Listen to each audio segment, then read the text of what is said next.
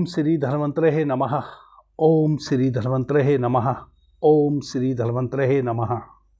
The yoga city channel पर आप सभी मित्रों का आज की चर्चा में मैं स्वागत करता हूं। आदरणीय मित्रों, आज बड़ी हेल्दी चर्चा मैं आपके समक्ष करना चाहता हूं, स्वास्थ्यवर्धक चर्चा करना चाहता हूं। यूं तो इस चैनल पर सभी चर्चाएं स्वास्थ्यवर्धक ही हैं। स्वास्थ्य लाभ लेने हेतु ही मैं नाना प्रकार की औषधियाँ अलग अलग व्याधि से संबंधित आपको बताता चला रहा हूँ, परंतु आज की चर्चा सच में ही स्वास्थ्यवर्धक है। क्यों है? चूँकि ऐसी अनेकों औषधियाँ हैं जो घरेलू भी हैं, प्रकृति के द्वारा प्रदत्त है मनुष्य के लिए। जिन औषधियों का बहुत अधिक कोई मूल्य नहीं है धन की दृष्टि से, परंतु वह औषधियां जीवन पर्यंत की हमारी कमाई हुई गाढ़ी दौलत को नाहक खर्च होने से बचा देती है। क्योंकि कुछ व्याधियां इतनी खतरनाक हमारे शरीर में उत्पन्न हो जाती हैं, जिन व्याधियों से निपटने के लिए हमें अपने जीवन पर्यंत की गाढ़ी कमाई बर्बाद कर देनी पड़ती है, और फिर भी हम पूर्ण रूप से उस अनुरूप स्वस्थ नहीं हो पाते हैं जो उस व्याधि से पहले हम थे। स्वास्थ्यवर्धक चर्चा आज की इस कारण से कह रहा हूं कि कुछ वैसी घरेलू औषधियां हैं जिनका यदि हम सेवन निरंतर करें अल्प मात्रा में, तो हम व्याधि से ग्रस्त ही ना हो। और यदि किसी व्याधि से हम पहले से ग्रस्त हैं भी, हमारे शरीर की शक्ति इतनी बढ़ जाए कि वह व्याधि हमारे शरीर की शक्ति के सामने हार जाए, क्योंकि अंततः तो हमारा शरीर ही अपनी रिपेयर करता है। केवल औषधियां तो शरीर को शक्ति बढ़ाने का काम करती हैं, तो सुरक्षा तो शरीर स्वयं ही करता है किसी व्याधि से अपनी। यह बड़ी सच्चाई है। जब आपको कहीं घाव हो जाता है, कट पीट जाता है, तो आप कोई ऑइंटमेंट लगाते हैं वहाँ, जिसको आप कहते हैं कि यह एंटीबायोटिक है, एंटीसेप्टिक है, एंटी एलर्जिक है। वह क्या करता है एंटीसेप्टिक, एंटी एलर्जिक, एंटीबायोटिक? वह आप क्या समझ रहे हैं, आपके घाव को भरता है? वह केवल बाहर से जो विषाणु उस घाव में प्रवेश कर सकते हैं, उनको जब वह उस घाव के निकट जाते हैं, उनको मृत्यु दंड देता है। बस उन खतरनाक विषाणुओं से जो बाहर से उस घाव में प्रवेश कर सकते हैं, उनसे वह मल्लम सुरक्षा करता है उस घाव की। घाव तो स्वयं ही शरीर अपने आप भर रहा है अपना, उसके लिए तो ऑइंटमेंट की जरूरत ही नहीं है, क्योंकि वह जो उत्तक हैं घाव भरने वाले, वह अभी भी जीवित है आपकी मांसपेशियों में। आदरणीय मित्रों, आयुर्वेद का मतलब आप समझते हैं। आयुर्वेद, वेद माने शास्त्र, शास्त्र माने साइंस, विज्ञान। आयु यानी कि हमारा जीवन। आयुर्वेद यानी कि हमारे जीवन को लंबा करने वाला शास्त्र, विज्ञान, आयु को बढ़ाने वाला विज्ञान। आयुर्वेद शब्द का यह मतलब है, आयु को बढ़ाने वाली साइंस, हमारी एज को बढ़ा दे। कैसे कोई साइंस हमारी आयु को बढ़ा सकती है? बस हमारे शरीर अपनी नेचुरल, हमारे शरीर का एक एक अंग अपनी नेचुरल स्थिति को जीता रहे, उसमें बाहर से कोई आक्रमण ना हो, किसी भोजन के माध्यम से, किसी विषाणु के माध्यम से, तो वह 120 वर्ष तक हमारे शरीर का एक एक अंग सुरक्षित जीवित रह सकता है। आयुर्वेदिक औषधियां क्या करती हैं कि वह कोई भी हमारे शरीर का अंग बिना किसी बाधा के अपना कार्य सुचारू रूप से करता रहे, उसमें बाधा ना पड़े कहीं से, उस बाधा को रोकने का कार्य करता है। प्राचीन चाइना में कुछ परिवार मिलके एक चिकित्सक को हायर कर लेते थे पूरे वर्ष के लिए। काहे के लिए?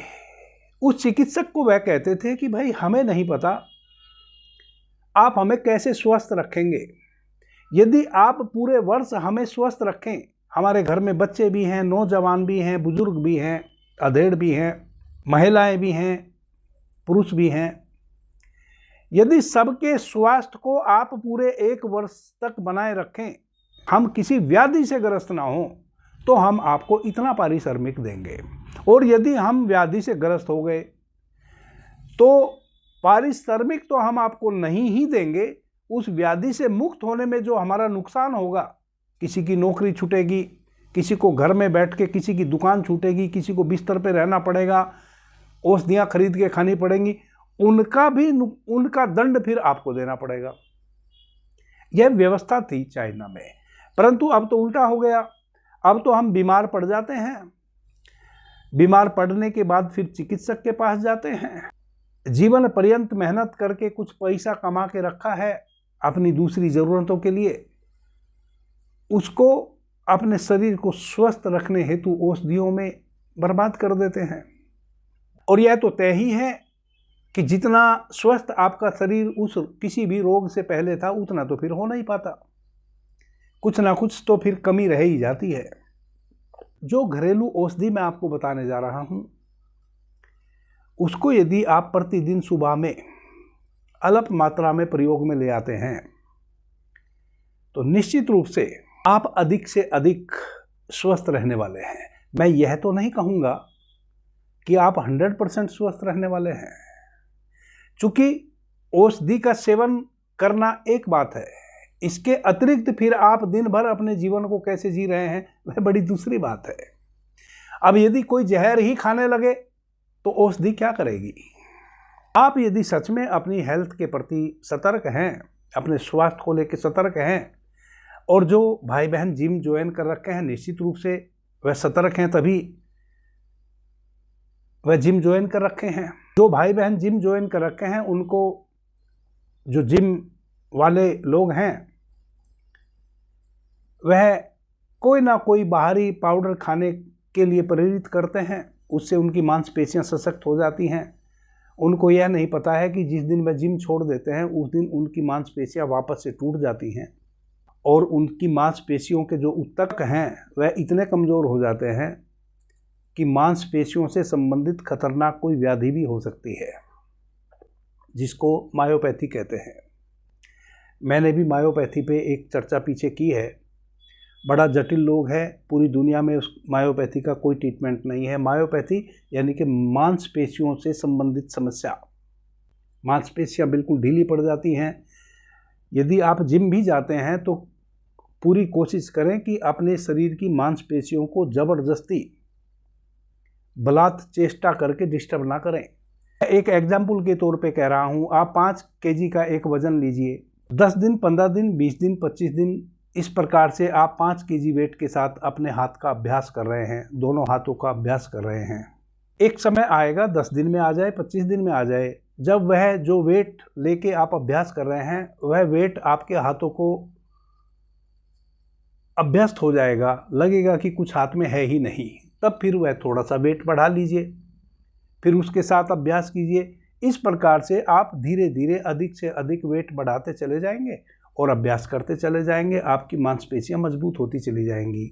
यदि आप ज़बरदस्ती करेंगे तो आप अपनी मांसपेशियों के ऊतक को कहीं ना कहीं डिस्टर्ब कर रहे हैं, वह आपको जवाब भी दे सकते हैं, आप मायोपैथी के पेशेंट भी बन जा सकते हैं। दूसरी बात, वैसे फूड का सेवन ना करें जो ज़बरदस्ती आपके ऊतकों को आंदोलित कर रहे हों। आप जानते हैं, जब किसी व्यक्ति को पैरालाइजेशन आता है, शरीर का कोई अंग पैरालाइज होता है, तो पता है ना कि ब्लड का सर्कुलेशन इतना बढ़ जाता है, ब्लड प्रेशर इतना हाई हो जाता है। जो अंग आपका पैरालाइज हुआ है, वह अंग पैरालाइज क्यों हुआ है?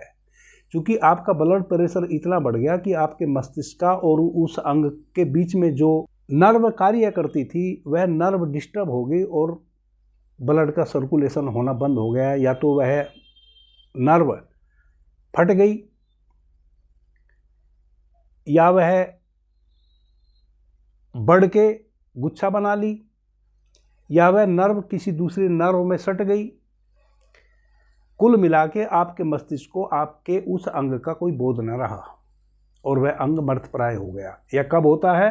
जब कुछ एग्जर्शन हो जाए, चाहे वह एग्जर्शन किसी भी कारण से हो जाए, मन में कोई ऐसी चिंता फिक्र विचार चल जाए कि अचानक आप उसको बर्दाश्त ना कर पाएँ, या कुछ खतरनाक खाना आपने वैसा खा लिया हो कि आपके शरीर में, आपके ब्लड में उत्तेजना आए और आपका ब्लड प्रेशर बहुत हाई हो जाए,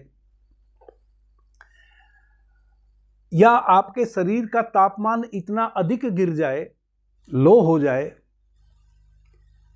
कि आपके मस्तिष्क तक ऊर्जा ना पहुंचे और आपका मस्तिष्क किसी एक अंग से अपने आप को अलग कर ले। जिस अंग से मस्तिष्क अलग कर लेगा वही अंग आपका पैरालाइज हो जाएगा। यह अवस्था आपकी उन फूड से आ सकती है, क्योंकि वह एकदम से आपके भीतर एक एक्टिवेशन पैदा करते हैं।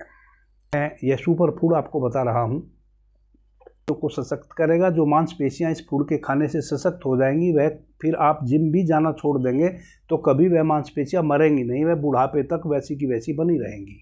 कि रोग प्रतिरोधक क्षमता बढ़ेगी। इस कारण से आपको पहले से ही किसी व्याधि से लड़ने की क्षमता आपके शरीर की रहेगी, तो कोई जल्दी व्याधि आपके शरीर में प्रवेश नहीं कर पाएगी, क्योंकि वात पित्त कफ तीनों का समन करेगी।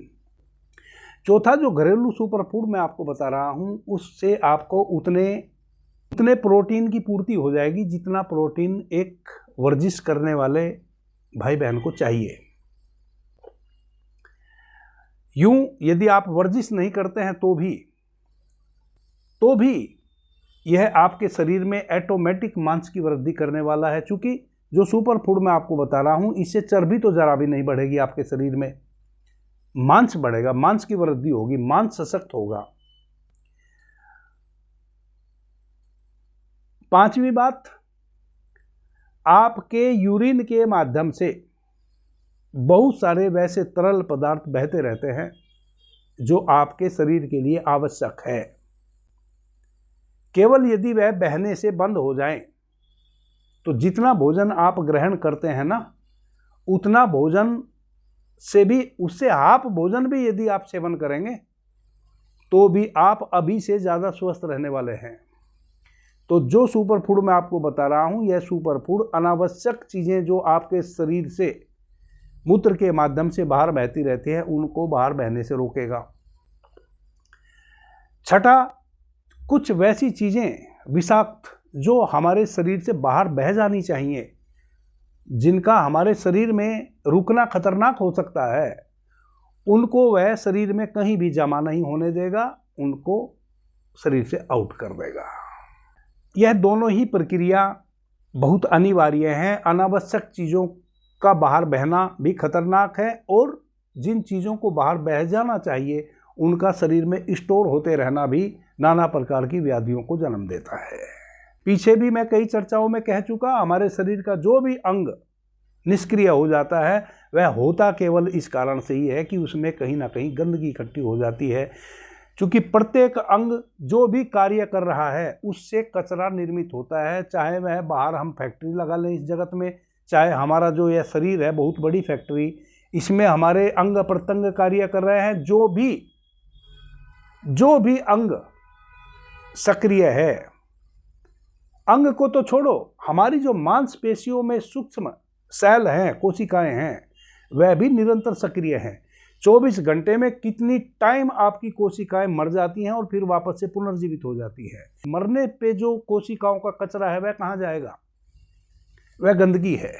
यानी कि जो भी हमारे शरीर के भीतर सक्रिय है कुछ भी, वह कहीं ना कहीं गंदगी भी पैदा कर रहा है, और उस गंदगी का हमारे शरीर से आउट होना उतना ही अनिवार्य है जितना हमारे शरीर में किसी भी भोजन से मांस की वृद्धि होना।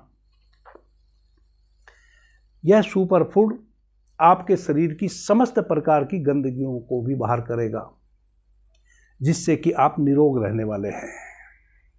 औषधि आप नोट कर लें, कैसे आप उसको खरीद के लावें, कैसे बनावें और कैसे खावें। जवानों से लेकर बड़े बुजुर्ग तक सभी इस औषधि का सेवन कर सकते हैं जो मैं आपको बताने जा रहा हूं।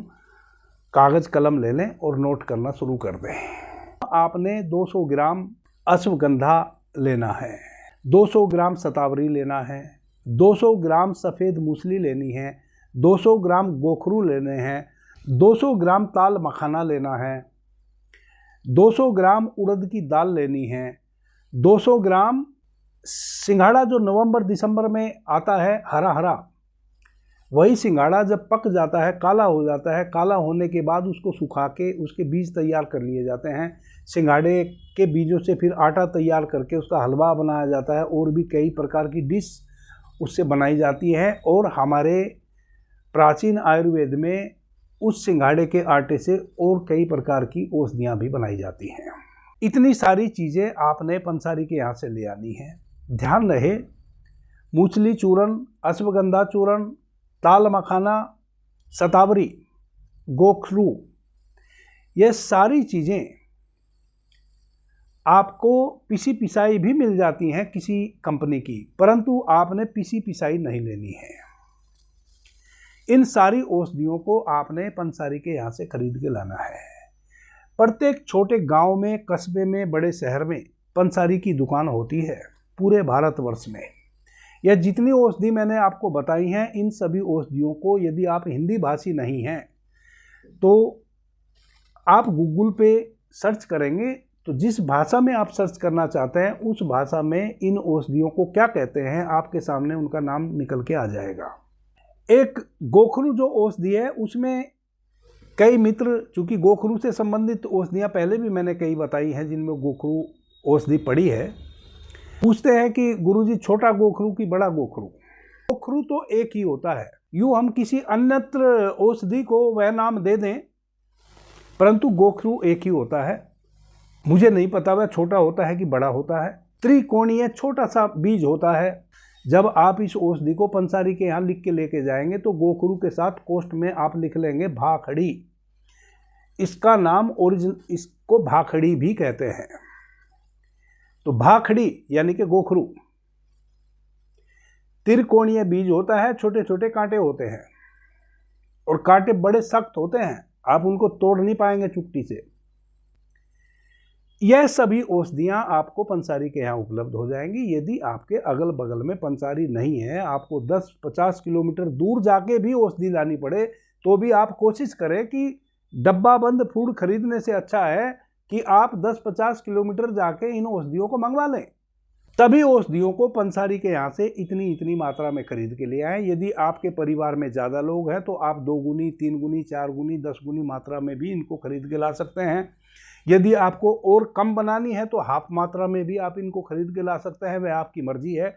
चूँकि मैं बड़ा आश्चर्यचकित हूँ कि जब मैं कोई औषधि बताता हूँ तो कुछ मित्र मेरे से पूछते हैं कि इसको कम मात्रा में नहीं बना सकते क्या, जबकि ये कॉमन सेंस की बात है। यदि कोई औषधि 10-10 ग्राम लेनी है, आपने हाफ बनानी है तो 5-5 ग्राम ले ले, उससे भी हाफ बनानी है तो 2.5-2.5 ग्राम ले ले। इसमें बार बार मेरे से पूछने की क्या आवश्यकता है। यदि आपने ज़्यादा बनानी है तो 2 गुनी ले लें। तो पंसारी के यहाँ से इन सभी औषधियों को आप ले आएँ और ला के स्वयं खल में कूट के या अपने घर की मिक्सी में बारीक चूर्ण बना के डब्बे में बंद करके रख दें। चूर्ण इतना बारीक बनाना है सभी औषधियों का कि वह बिल्कुल कपड़े में छन जाए, बिल्कुल मैदा की तरह। घरेलू जो औषधियाँ हैं उनके साथ थोड़ी सी आपने मेहनत करनी पड़ती है, परंतु फिर यह आपके लिए जीवनदायिनी हो जाती है। जितना आप इन औषधियों के साथ अधिक मेहनत करेंगे उससे 10 गुना ज़्यादा यह आपको सुरक्षित रखने वाली है। हमारे पूरे भारतवर्ष में 5,500 कंपनियां हैं जो आयुर्वेदिक औषधि बनाती हैं, जिसमें 10-5 कंपनी ही वैसी है जिस पर मैं फेथ कर सकता हूं कि वह जो कह रही है वही औषधि दे रही है पैक करके। बाकी सब फ्रॉड गिरदी चल रही है। इसलिए मैं तो उस बात पे ही विश्वास करूंगा कि आप पंसारी के यहाँ से स्वयं इन औषधियों को लावें, सुखावें और बारीक डस्ट बनावें कपड़ छन। एक औषधि इनमें ऐसी है जो 15 दिन से अधिक यदि आप उसको डस्ट रूप में रखेंगे तो खराब हो जाएगी। वह आपकी औषधि है सिंघाड़े के बीज। सिंघाड़े के बीज को छोड़कर बाकी जितनी भी औषधियाँ आपने लाई हैं उन सभी को बारीक पीसकर एक साथ मिला के रख दें। सिंघाड़े के बीज को केवल अकेला रखें। अब उपयोग कैसे करना है? 2 चम्मच घी डालें कढ़ाई में, 2 चम्मच सिंघाड़े के बीजों का आटा डाल दें और उस घी में उस आटे को भूनें। जब वह आटा लाल जैसा हो जाए भूनते भूनते, तब उस बर्तन को आग पर से नीचे उतार लें। उतार के बाकी औषधियों के मिश्रण में से 2 चम्मच डाल दें और उसी के साथ उसको रोटेट कर दें। वह एक रस हो जाएगा। अब इसको उस बर्तन में से निकाल लीजिए, किसी बड़े बर्तन में रखिए। जितना कुल पाउडर यह हो गया है उतना ही इसके बराबर भाग इसमें बूरा, देसी खांड या मिश्री का पाउडर बना के रख लीजिए। इनमें से कोई एक भी मिला दीजिए। यदि शहद है तो इसमें शहद मिला के पेस्ट बना लीजिए। यदि शहद नहीं है तो इस पाउडर के बराबर मिश्री, खांड या बूरा, तीनों में से कोई एक लेके मिला के इसको खा लीजिए। ऊपर से जितना आप दूध पी सकते हो, कप से कम 1 कप, अधिक से अधिक जितना भी आप पी सकते हो उतनी मात्रा में ऊपर से दूध पी लीजिए। यह आपका सुबह का सबसे पहला नाश्ता हो गया। यदि आप जिम जाते हैं तो आप इसमें घी की मात्रा बढ़ा सकते हैं। यदि आप जिम नहीं जाते हैं तो घी की मात्रा कम करके रखें, जितना मैंने बताया उतना करके रखें। यदि आप जिम इत्यादि जाते हैं या और कोई नेचुरल व्यायाम करते हैं या खेल कूद में अधिक रहते हैं तब आप इसमें घी की मात्रा थोड़ी सी बढ़ा लें। 1 सप्ताह आप निरंतर इसका सेवन करके यदि जिम ज्वाइन कर रखा है तो जिम जाइए और चमत्कार देखिए कि आप ज़्यादा एनर्जेटिक फील करना शुरू करेंगे 1 सप्ताह के अंदर अंदर। अभी जो जिम जाने से पहले आप एक पाउडर को घोल के पी के तब जिम जाते हैं, एकदम से एनर्जी बूस्ट होती है आपकी और आप जिम में जाके लग जाते हैं, एक बलात् चेष्टा करते हैं। वैसी एनर्जी 24 आवर्स आप फील करेंगे 1 सप्ताह बाद से, जब आप इस औषधि का इस प्रकार से सेवन करने लगेंगे। आदरणीय मित्रों, मूसली, सतावर और अश्वगंधा, इसके विषय में तो आप सभी जानते हैं। गोखरू जो है, जिसको भाखड़ी मैंने कहा, जो एक चौथा द्रव्य है इस औषधि का, तरल है, वह कोई भी गंदगी आपके शरीर में इकट्ठा नहीं होने देगा। यदि आपकी किडनी में या आपके पूरे शरीर में कहीं भी कोई गंदगी इकट्ठी है, चूंकि यह पेशाब का फोर्स बढ़ाने वाला है। दूसरा, आपकी वीर्य धातु को मजबूत बनाने वाला है, गाढ़ा करने वाला है, जिससे कि आपकी वीर्य धातु आपके पेशाब के माध्यम से नाहक ना बहे। जब भी आप कोई भी अतिरिक्त प्रोटीन लेते हैं डब्बा बंद, आपको पता हो या ना पता हो, आप धातु रोग के रोगी हो जाते हैं 100%। परंतु यह गोखरू जो है और जो ताल मखाना है, यह दोनों आपकी धातु में वृद्धि करते हैं और उसको सशक्त बनाते हैं, गाढ़ा बनाते हैं, और वह शरीर से किसी भी रूप में अनावश्यक ना बहे, उसको बहने से रोकते हैं। प्लस गोखरू में तो एक और गुण है, वह मूत्रल है, पेशाब के वेग को बढ़ाता है, जिस कारण से जो भी शरीर में गंदगी है वह पेशाब के माध्यम से आउट हो जाती है। प्रचुर मात्रा में सबसे बेस्ट क्वालिटी का कैल्शियम है, मैग्नीशियम है, सल्फेट है, ओमेगा 3, 6 एसिड है, बी कॉम्प्लेक्स है, B6 है, B12 है। ये सारी चीज़ें जो में उपलब्ध है। जो ताल मखाना है, ताल मखाने में सबसे उत्तम क्वालिटी का प्रोटीन होता है। प्लस ताल मखाना हमारी धातुओं को ऐसे जमा देता है। ताल मखाने को यदि आप 1 चम्मच ताल मखाना पानी में भी डाल देंगे तो वह पानी को भी जमा देता है, पानी को भी बहने से रोक देता है। इतनी महत्वपूर्ण औषधि है। कोई भाई बहन कॉन्स्टिपेशन का शिकार है, उसको भी यह औषधि रिलीफ पहुंचाने वाली है। वह भी कॉन्स्टिपेशन से धीरे धीरे मुक्त होने लगेगा। फिर भी यदि बहुत अधिक कॉन्स्टिपेशन रहता है तो मैं अपने प्रत्येक वीडियो में यह बात कहता हूं कि जब आप रात्रि में त्रिफला चूर्ण का सेवन करते हैं तो वह विरेचक का कार्य करता है। जिन भाई बहनों को कॉन्स्टिपेशन अधिक मात्रा में रहता हो, वह कुछ दिन लगातार रात्रि में सोने के समय 1 चम्मच त्रिफला चूर्ण दूध के साथ सेवन कर लीजिए। जिन भाई बहनों को शुगर है, डायबिटीज है, वह इस योग में चीनी इत्यादि ना डालें, बिना चीनी के बना के खा सकते हैं। यह बहुत अद्वितीय लाभदायक औषधि है। बच्चे से लेकर बूढ़े तक आप किसी को भी बना के दे सकते हैं। कोई व्यक्ति यदि सुबह में खाली पेट किसी कारण ना ले सकता हो, वह रात्रि में सोने के समय ले सकता है। आदरणीय मित्रों, घरेलू सुपरफूड है। इसका मुकाबला जितने भी पाउडर आप बाहर से इसका मुकाबला जितने भी पाउडर आप बाहर से ला के यूज करते हैं, एक भी पाउडर कर नहीं सकता है। यदि आपके घर में 2 व्यक्ति हैं और वह दोनों जिम जाते हैं या और किसी प्रकार की वर्जिश कर रहे हैं या खेल कूद में सम्मिलित हैं, एक व्यक्ति को आप वह जिम में जो पाउडर खाए, युवक युवती जो पाउडर खाते हैं वह खिलाइए, और एक अपने परिवार के सदस्य को आप यह पाउडर खिलाइए अपना घर का बनाया हुआ। 1 महीने में दोनों में अंतर आप पाएंगे। जो आपके घर में खाने वाला पाउडर बच्चा खा रहा है, उसका शरीर ज़्यादा सशक्त बनता चला जाएगा, उसकी मांसपेशियां ज़्यादा सख्त बनती चली जाएंगी, वह ज़्यादा एनर्जेटिक फील करेगा, सही समय पे उसको नींद आएगी, सही समय पे उसको भूख लगेगी, प्लस उसका मस्तिष्क जो है वह ज़्यादा शांत चित्त रहेगा। जिम में जाने वाला जो वह बाहरी पाउडर खाता है, उसका स्वभाव आप चिड़चिड़ा देखेंगे, और यह जो घर का पाउडर है, इसको खाने वाला जो आपके घर का सदस्य है, वह धीरे धीरे मृदुभाषी होता चला जाएगा, क्योंकि उसके मस्तिष्क को भी यह स्ट्रोंग करेगा। साथ साथ जब मस्तिष्क स्ट्रोंग होगा तो जरा जरा सी बातों पर वह नाहक किसी से नाराज नहीं होगा, ना बाहर के लोगों से, ना परिवार के लोगों से। यदि हमारे शरीर में किसी भी प्रकार से हम बल की वृद्धि कर रहे हैं, तो बल क्या करता है, एक छल पैदा कर देता है हमारे भीतर। जैसे जैसे आपके शरीर में बल की वृद्धि होती है, तैसे तैसे उस बल को लेकर अहंकार की भी वृद्धि होने लगती है। प्राचीन समय से वैसे फूड्स, ऐसे सप्लीमेंट उपयोग में लाए गए हैं कि हमारे लिए वह बलकारक तो हों, परंतु बलकारक होने के साथ साथ बुद्धिवर्धक भी हों।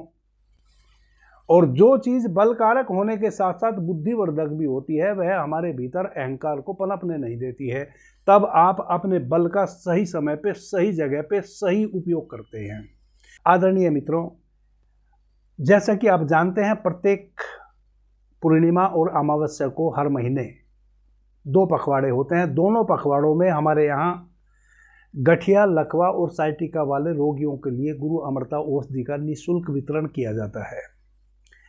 इस बार 3 मार्च में चूंकि होली है, प्रत्येक वर्ष पूर्णिमा को ही होली का उत्सव मनाया जाता है,